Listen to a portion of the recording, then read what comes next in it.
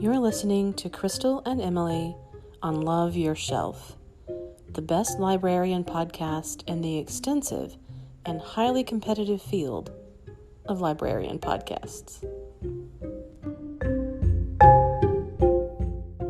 Hey. Hello.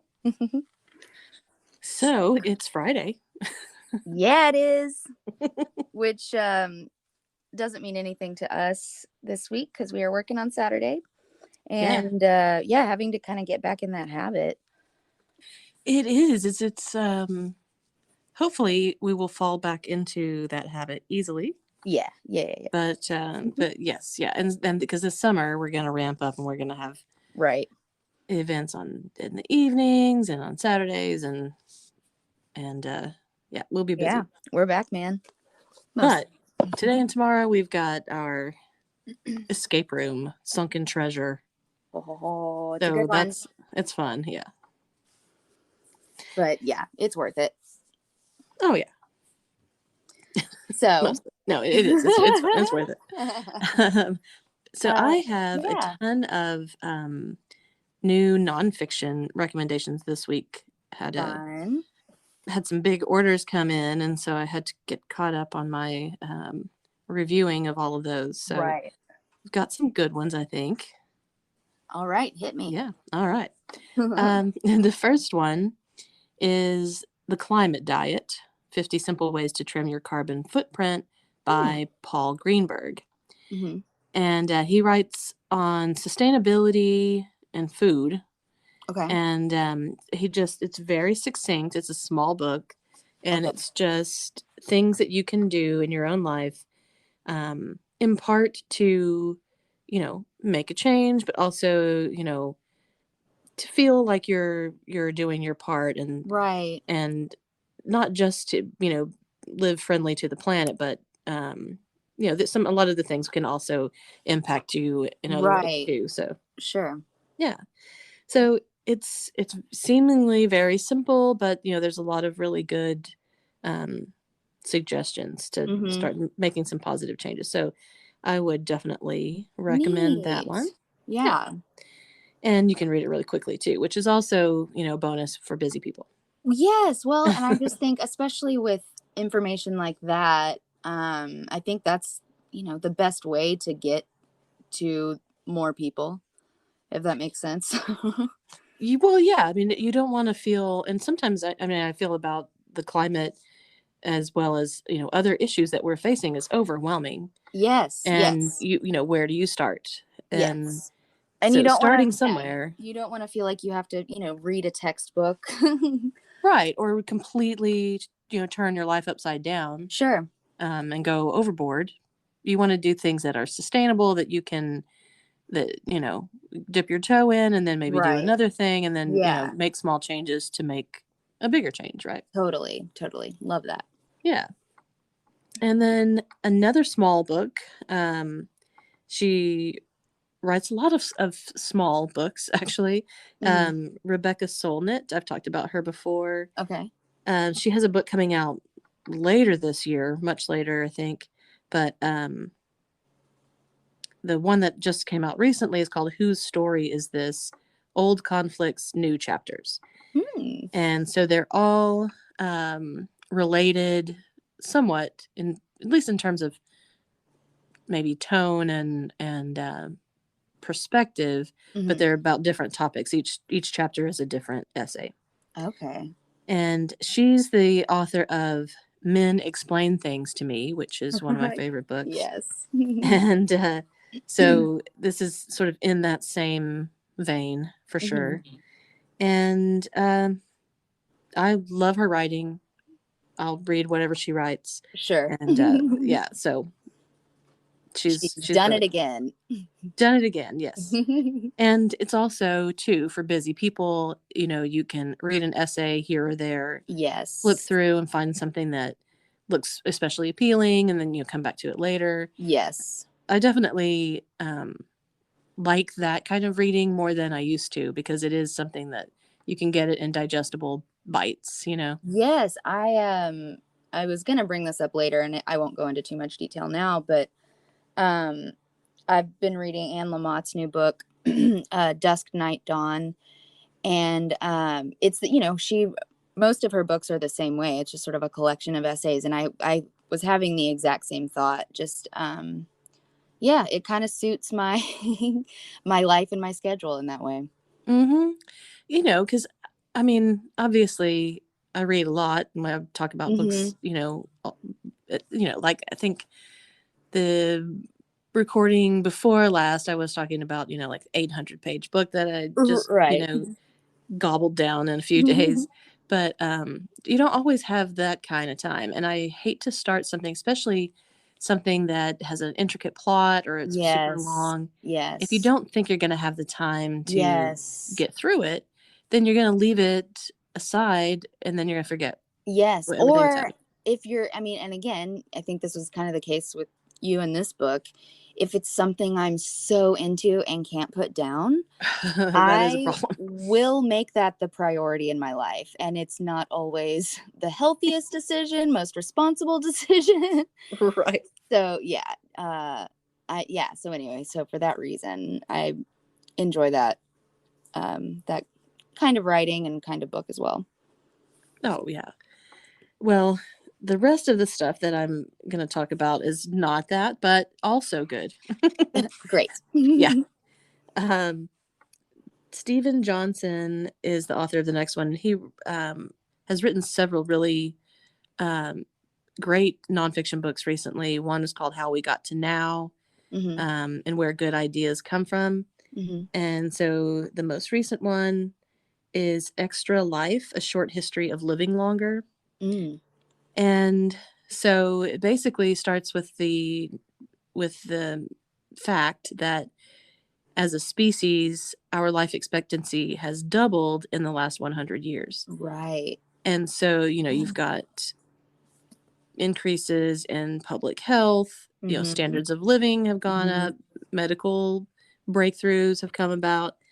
And so it's really intriguing um, to think Yeah. about, because there's people who are, working on research to stop aging. And I mean, there's just Hmm. like, there's tons of information out there. And I think, we kind of, our generation maybe takes some of that for granted.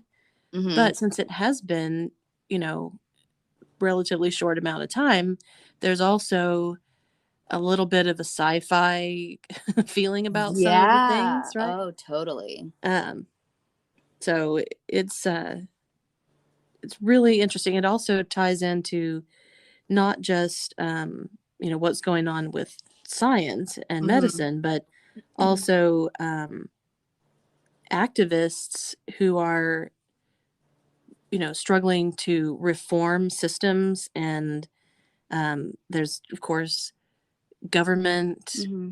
issues. Hmm. Big corporations often Hmm. are involved in all of this stuff.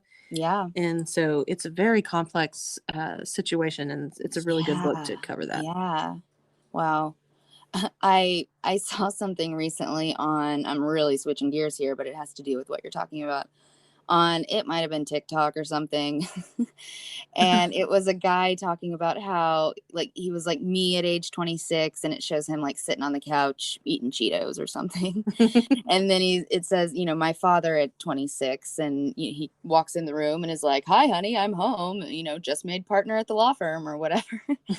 And then it goes on with, his, past generations. And then it gets to like my great or great great grandfather, and he's on his deathbed at 26. And just, I I just recently saw that, and it's funny that, yeah, Yeah, that's what that is what your funny. book is about. Yeah, it's and then of course, we're since we're living in COVID times where we can see how rapidly not only can situations change, but Right. also how rapidly we can and we have to respond to that, Right. as Right. a species. So, Yes. um, very relevant, really, really good book. Cool. And the next one is also relevant, but in a different way. It's called The Empathy Diaries, a memoir by Hmm. Sherry Turkle. Mhm. And Sherry Turkle has been around for decades. Um, she had worked at MIT, Mhm. and she's a psychologist, and wrote a lot about in the 90s about how we as humans interact with machines Mhm. and technology. And so I had researched her and her work years ago when I was doing that kind of thing. Uh-huh. And and so she's come out with this book that's like part reflection on all of her um, discoveries and theories that she's, you know, written about over all these years, but it's Uh-huh. also about herself. It's a memoir. So um, it talks about basically like her parents, Mhm. how her interactions with them impacted her life, Yeah. um, and then of course, you know, growing up, she sort of came of age in the 60s, and then had to fight her way as a woman, you know, Mhm. into MIT. Right. Oh, So yeah. not only is it MIT, which is already, you know, Prestigious heavily, and yeah, it's yeah, prestigious, but it's heavily science and weighted toward, yeah, the men, yes. essentially. And so not only is she a psychologist, Mhm. which people sometimes call like the soft science, right? Mhm. So she had those battles to fight. Oh man, yeah. The And triple threat, man. yeah, and she's just really great. And um, one of the New York Times book reviews said it's an instant classic. And so I Cool. totally agree. And I would also recommend reading her previous stuff. She's also written um, books called Reclaiming Conversation Mhm. and Alone Together, which, Cool. again, like I said, all of this is very relevant to our time now, I think. Yes, I think I told you recently that we have just got a new children's book in called Alone Together and or Being Alone Together. And it doesn't Hmm. outright say anything about COVID, but it is. About not being able to be with people that you Yeah, love. yeah, no. And anyway, well, that's excellent. Yeah. And then another one is another small book, and it's called Fixation: How to Have Stuff Without Breaking the Planet, Uh-huh. by Sandra Goldmark. And it's another, like, kind of in the vein of, you know, what can you do, small steps, you know? Mhm. Mhm. Her specific take on it is she sort of came to the idea, or the ideas that are in the book, because as a young mother, she had her vacuum cleaner break, Mhm. and or some, you know, some kind of household appliance, and Uh-huh. then her backpack fell apart, and then her toaster stopped working, whatever. So it just turned to, you know, and I know that I have this in my life too, where both at home and at work, where, you know, one day something's working, the next day it isn't, and then it basically becomes trash. It Right. becomes garbage that you then either have sitting around, it's useless. Yes. And so her response was to found something called Fix Up, which is a pop-up repair shop. And so Oh. she and other people, you know, like, learned how to repair stuff. Right. And I just was talking to someone about this last week. We've had some repair cafes here, like where Mhm. people bring stuff that's broken, and people who are good at fixing stuff, uh, you know, help with that.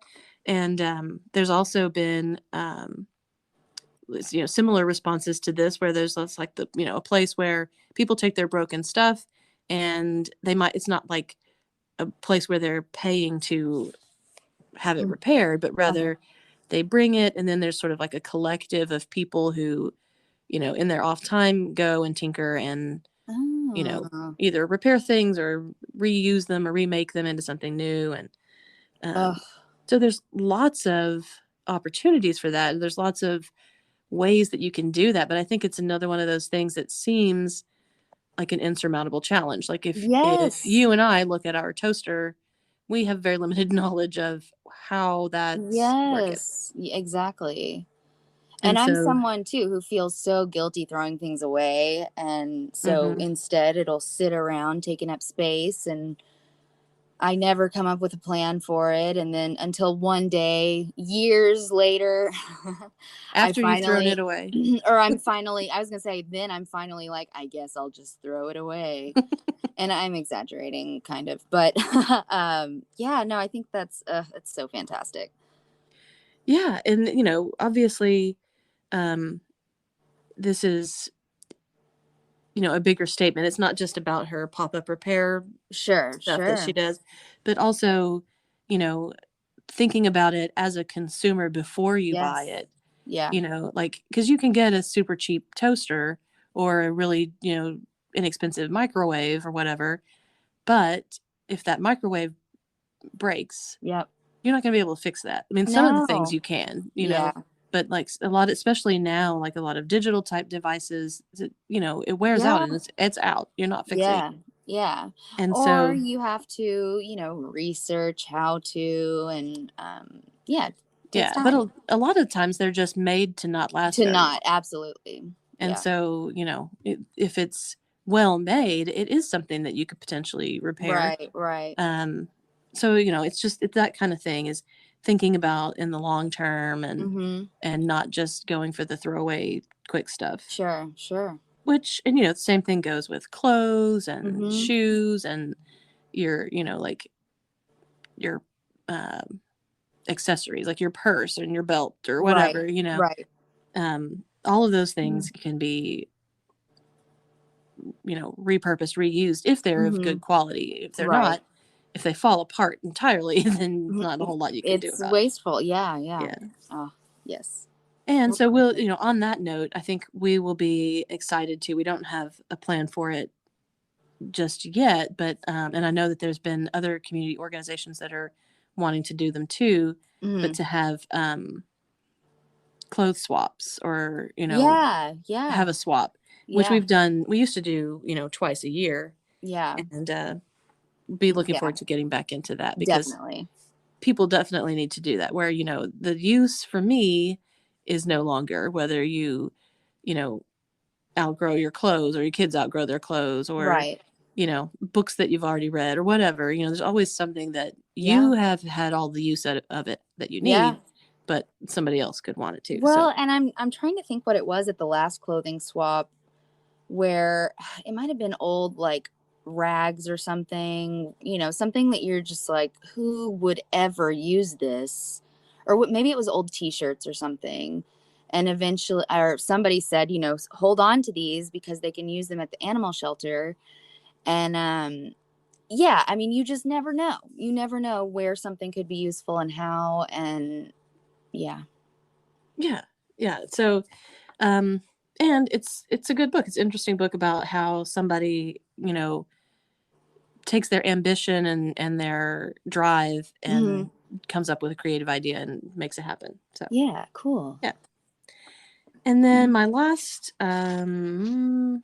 nonfiction book, at least, Hmm. that I want to mention is Dessert Person. So this is a Oh my gosh. little bit of a shift.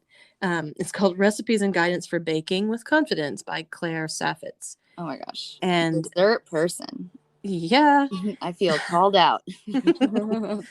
I don't have it very much, but I do love it. Hmm. Like I don't eat a lot of sugar just But on, when you do, but especially I don't care for like just garbage sweet stuff, but oh, something that is lovingly prepared. yeah, That's what I'm talking about.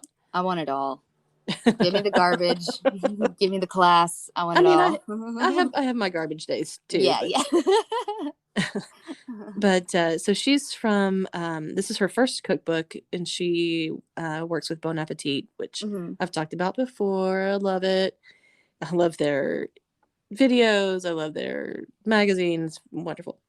Excellent. And so I've been watching her and reading from her for years and years, and so glad she has a book out. But Cool.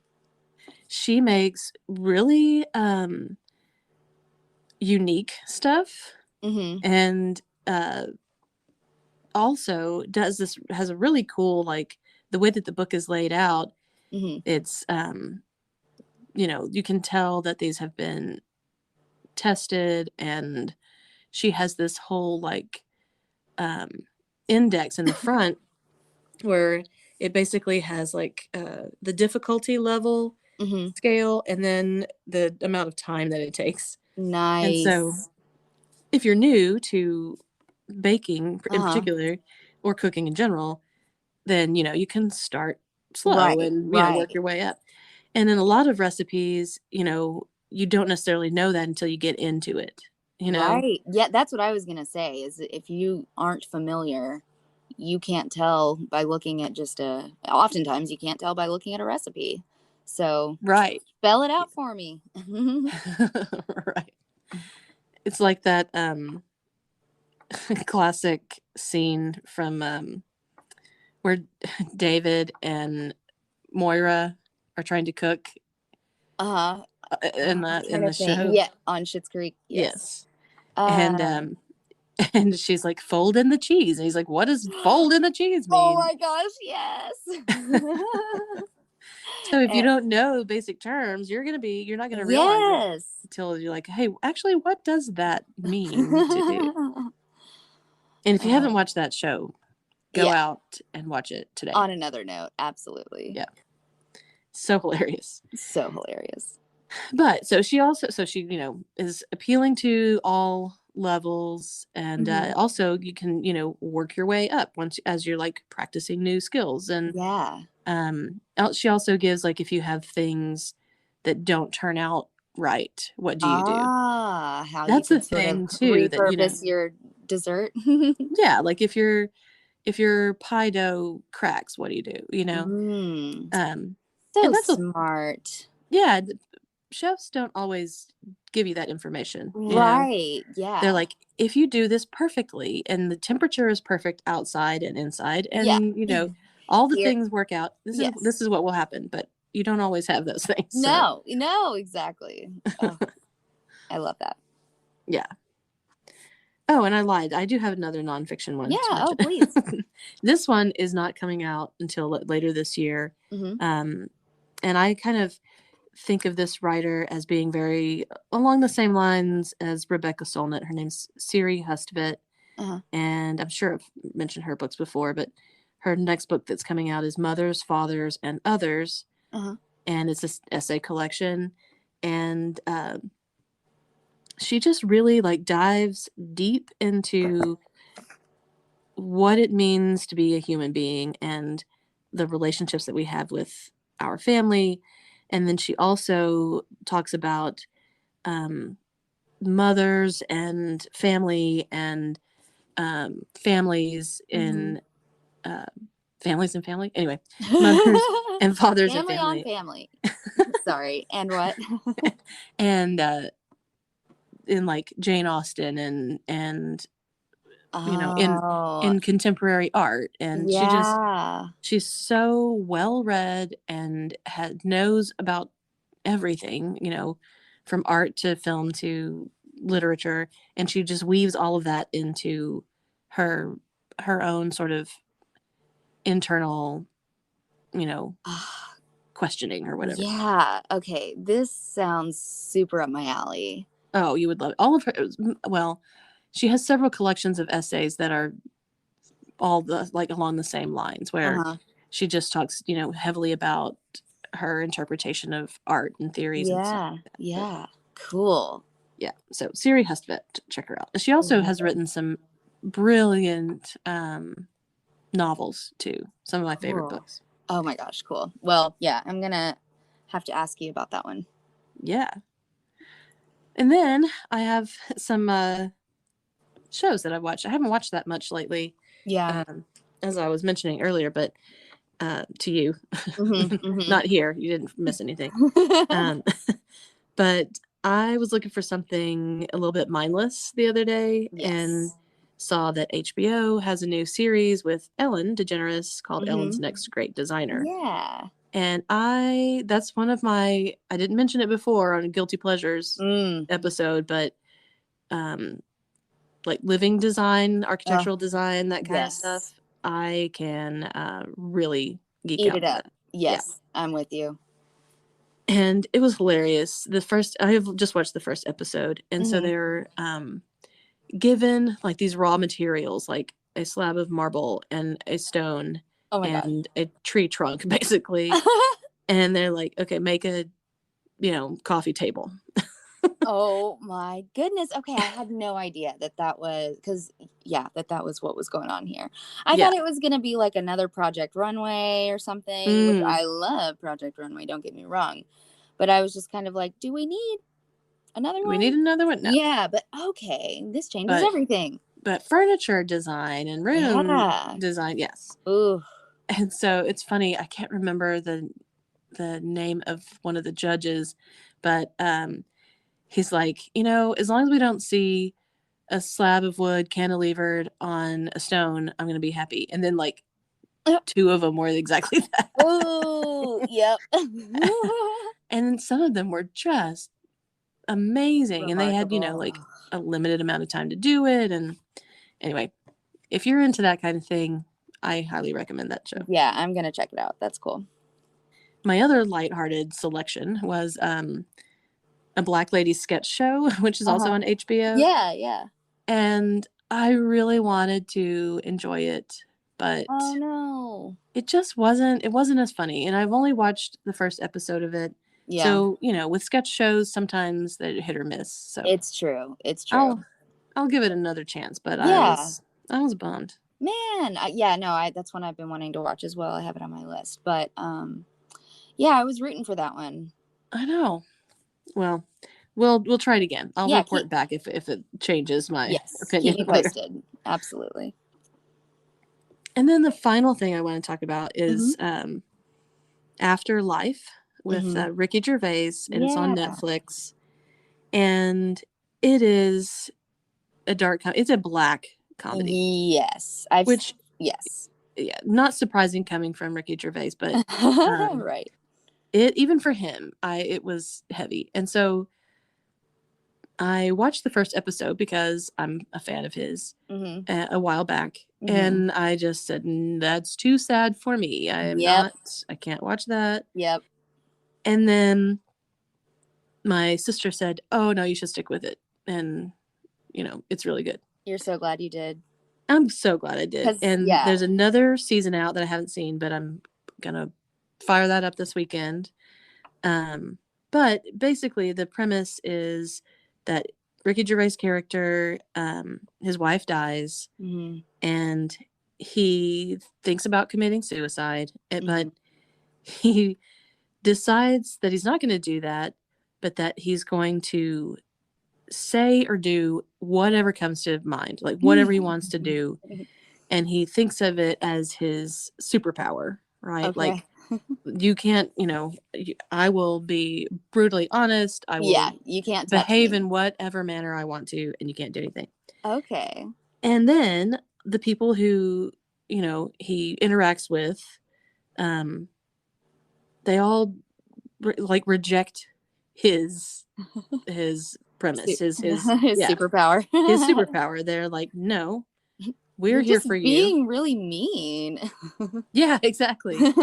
And so he's a journalist, so he has a job and he's going to work, but he's like treating everybody around him like garbage, Mhm. and they just aren't having it. And so, Right. and they all go in their different ways, go about trying to uh affect him in a positive way. Huh. And so it's good. Yeah, because Really, I really did good. the same thing that you did. I watched the first episode and thought it was too sad, and so I'm gonna check it out. Back Yeah. out. Yeah. I mean, even and it is super touching. Like, he has a dog, Mhm. and I love my Mhm. dogs. And Mhm. he sort of, kind of talks to the dog and is like, Yeah. you know, I mean, I would just, end it all, but here you are and you're Right. useless. You can't take care of yourself, so I got to take care of you. Right. And it's silly and funny, but it's also And so touching sad. and sad. Yeah. Yeah. Yeah. Yeah. And yeah, Well, so cool. check it out. I will check it back out. Cool. And I think we're going to have to end this one early because we've got to go have another session of Yeah. Sunken Treasure Escape Room. Sunken Treasure Escape Room. Yeah. Well, cool. All right. Well, we will see and hear you back You will hear next week. us Yeah, next exactly. week. We can't hear you, but would love to. So Just listen to stop us, by. Yeah. please. Exactly. Uh, So, yeah. Well, on that note, we will sign off for today. that's a good plan. Bye. Bye.